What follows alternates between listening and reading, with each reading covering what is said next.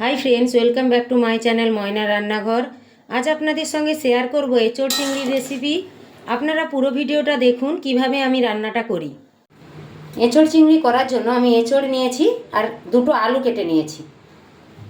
এঁচোড়টা ভাপানোর জন্য জামবাটিতে জল বসিয়েছি। এবার লবণ দিয়ে দেব, হলুদ, এবার এঁচোড়গুলো দিয়ে দেব, আলু একসঙ্গে এটা কিছুক্ষণ ভাপিয়ে নেব।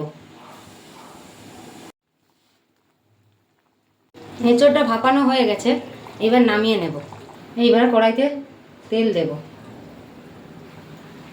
প্রথমে আলুগুলো ভেজে নেব।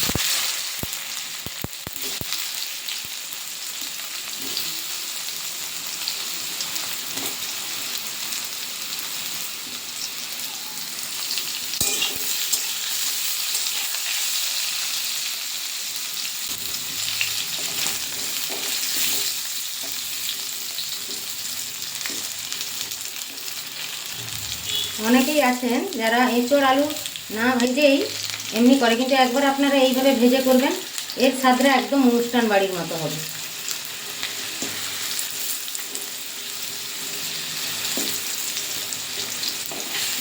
আলুটা খুব সুন্দর করে লাল লাল করে ভেজে নেব। যেহেতু আমি সেদ্ধর সময় নুন হলুদ দিয়েছি, তাই আর ভাজার সময় নুন হলুদটা দেব না।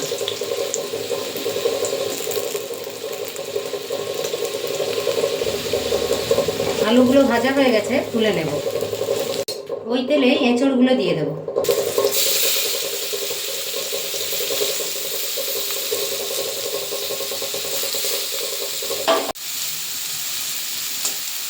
এঁচোড়গুলো খুব সুন্দর করে ভাজা করে নেব। এঁচোড়টা খুব সুন্দর ভাজা হয়ে গেছে, এইবার এটাকে তুলে নেব।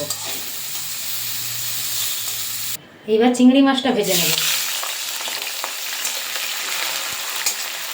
চিংড়ি মাছটার মধ্যে অল্প হলুদ দেব, লবণ,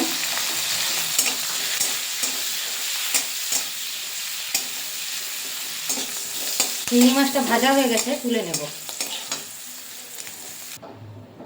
ওই তেলে দিয়ে দেবো তেজপাতা, দারচিনি, এলাচ আর একটা শুকনো লঙ্কা।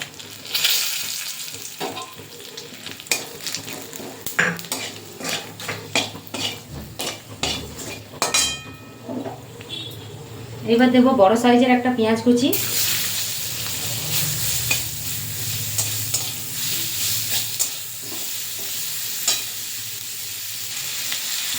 দেবো সরষের তেল,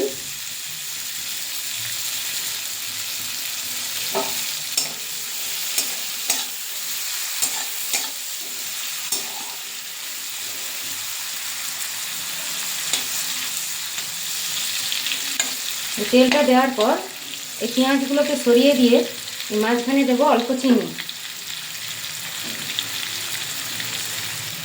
চিনিটা দেওয়ার কারণে পেঁয়াজটা খুব সুন্দর লাল হবে।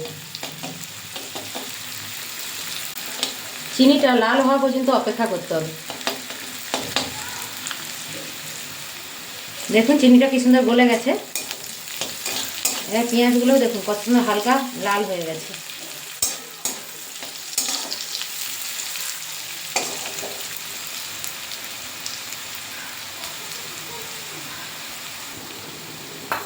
দেবো 1 চামচ আদা রসুন বাটা। আদা রসুন বাটাটা দিয়ে ভালো করে মশলাটা কষিয়ে নেব।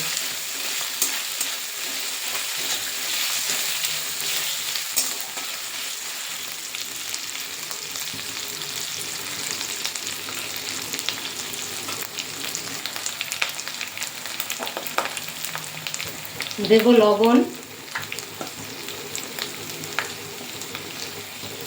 হলুদ গুঁড়ো, লঙ্কা গুঁড়ো,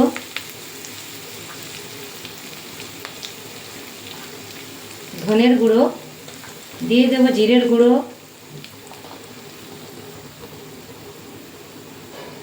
মশলাটা ভালো করে কষিয়ে নেব।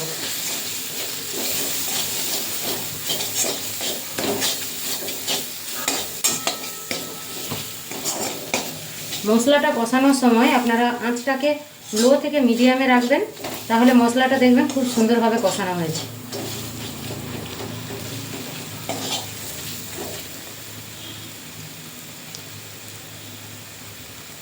টমেটো বাটা দিয়ে দেবো। একটা বড় সাইজের টমেটো নিয়ে বেটে নিয়েছিলাম।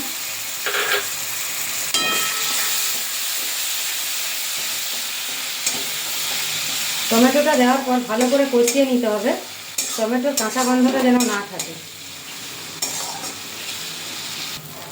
মশলাটা কষানোর সময় একদম অল্প জল দিয়ে দেবে যাতে মশলাটা না পুড়িয়ে যায়।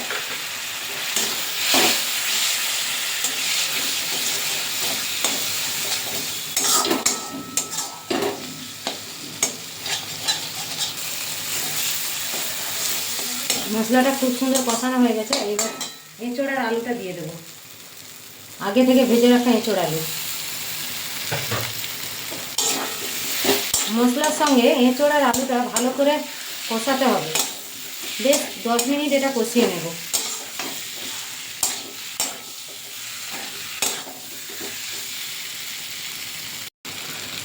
দেখুন 10 মিনিট ধরে কষিয়ে নিয়েছি, চারপাশে তেল ছেড়ে দিয়েছে। এবার আমি 1 বাটি জল দিয়ে দেবো।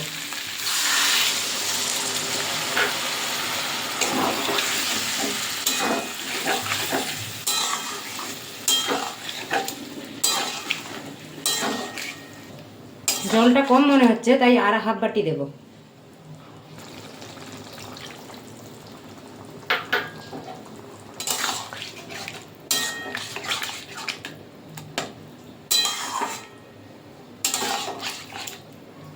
এটা কিছুক্ষণ ফুটিয়ে নেব। ঝোলটা ফুটে গেছে, এই সময় চিংড়ি মাছটা দিয়ে দেব।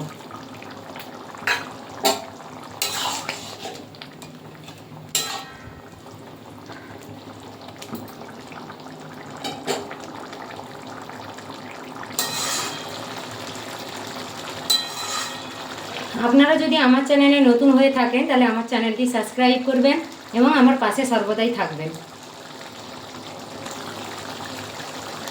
এবার শেষে গরম মশলা গুঁড়ো আর ঘি।